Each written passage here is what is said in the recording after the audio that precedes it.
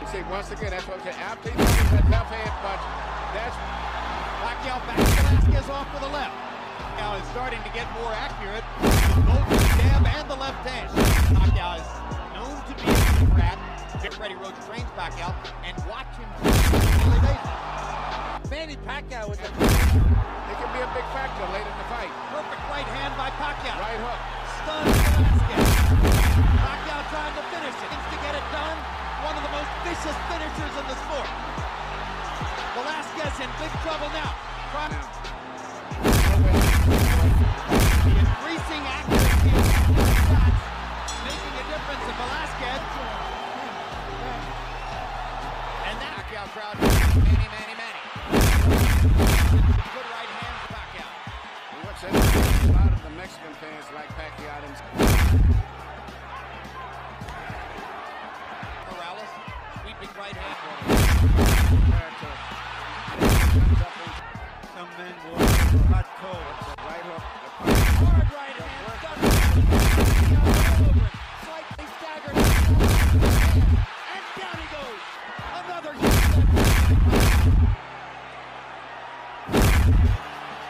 and the main part of Morales holds up. That hard. It takes a lot of energy to start those. Well, that's a huge left hand shot. And the right hand shot, Julio sees. And you heard Julio saying, hit him in the belly. And down goes. This is some just getting ready to swing away again. And Bill Clancy.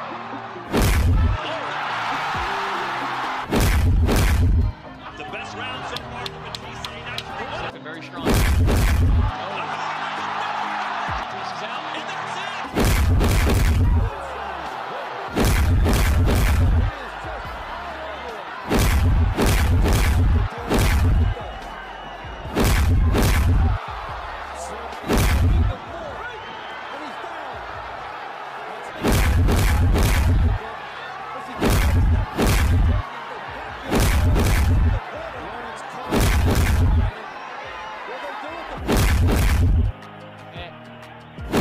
Looks like he's starting to puff a little bit, and down he goes. If you want to fight, the fight is good, but it's not going to develop like that. You talk From South Africa, no idea. nation in the eyes of Ed Waba. Third round. To avoid those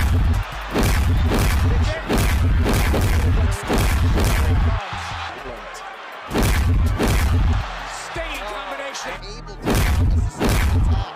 In fact, the aim rise to the level, but he seems to be There, down it goes for the left.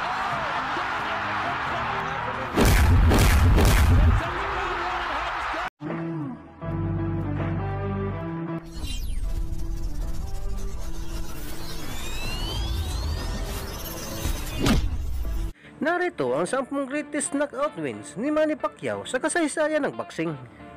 1. Ang una sa ating listahan ay ang laban niya kay George Solis.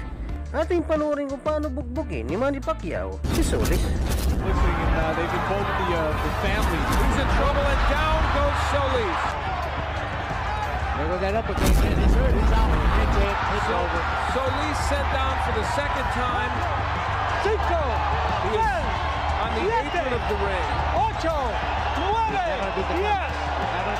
2. Ang ating pangalawa sa listahan ay ang laban niya kay Juri Julio, kung saan natikman ni Julio ang mapait na kabiguan mula sa ating kababayan.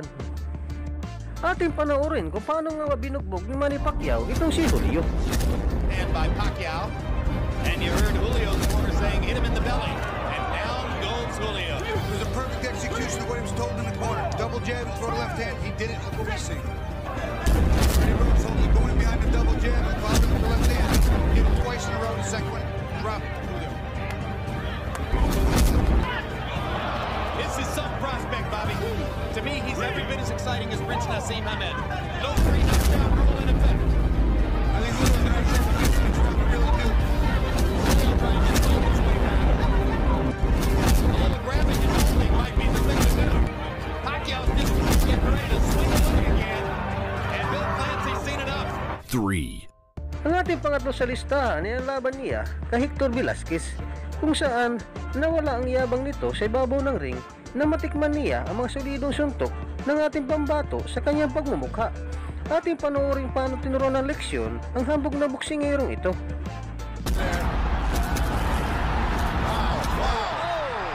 He's got to get up. He has to beat the count. He has to beat the count.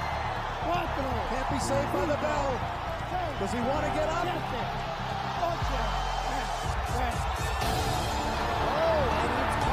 Four. Ang ating pangapat sa listahan ay ang laban niya kay Erik Morales sa pangatlong pagkakataon, kung saan pinakita ni Manny Pacquiao na hindi siya ang pinakamagaling na boksingero kundi ang ating pambato. Pinakita dito ni Manny Pacquiao paano niya pinasuko itong palaban na si Erik Morales.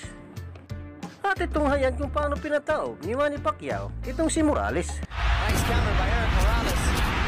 Oh, that is a knockdown by Manny Pacquiao. Oh, and another beautiful right hook. Look at Manny trying to finish. Several shots to the head. Morales is stunned. Trying to shake it off. But he's been hurt. Look at him down. That's the fight. That's it. That should be it. Unbelievable. Morales is a true gladiator. 15 seconds. Down goes Morales again. Again he's down. And the look on Erik Morales' face looks like he doesn't want anymore. That's it. He called it dead. He says that's it. Oh my gosh. Mario Lopez. I've never seen Five. Ang ating panlima sa listahan ay ang laban niya kay Lucas Matisse.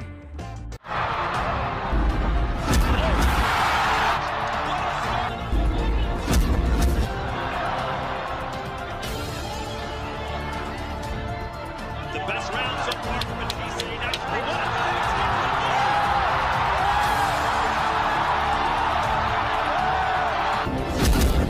Which, I don't know, but it seems to be paying off today because he's looking very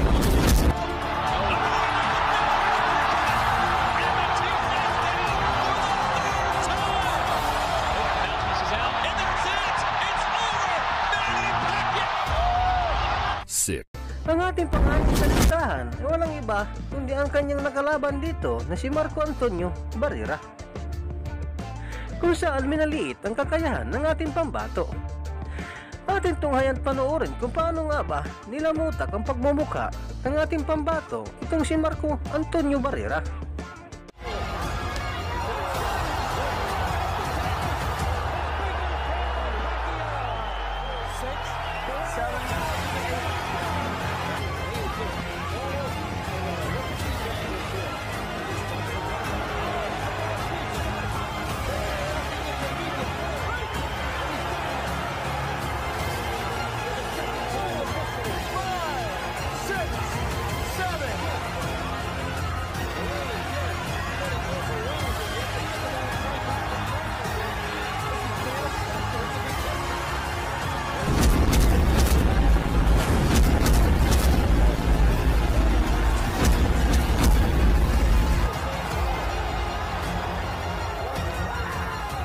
Seven.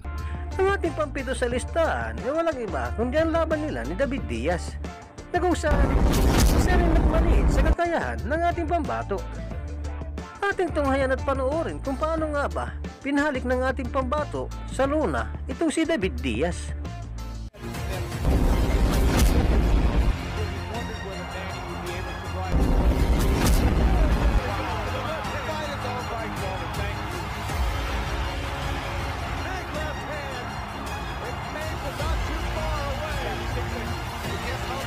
Eight. Nine. Ang ating pasiyam sa listahan ay ang laban nila ni Erik Morales sa pangalawang pagkakataon. Ating tunghayan panoorin kung paano binawi ni Manny Pacquiao ang corona dito sa Mexican fighter. We thought Morales was going down. Oh, and he does go. Got left to the side of the head that finally dropped. Just over a half minute to go. Plenty of time for Pacquiao to find the right cover. Oh, and a beautiful combination. Down goes Morales. More than just a powerful fighter. 10. Ang ating pangsampu sa listahan ay walang iba kundi ang nakalaban niya dito, yung higanting si Miguel Cotto. Ating tunghaya't panoorin kung ilang beses pinaluhod ni Manny Pacquiao itong higanting boksingero.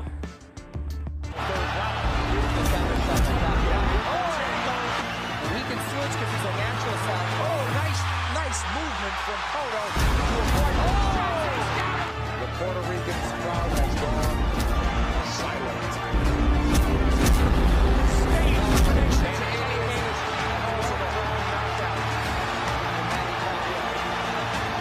When will it ever end for Pacquiao?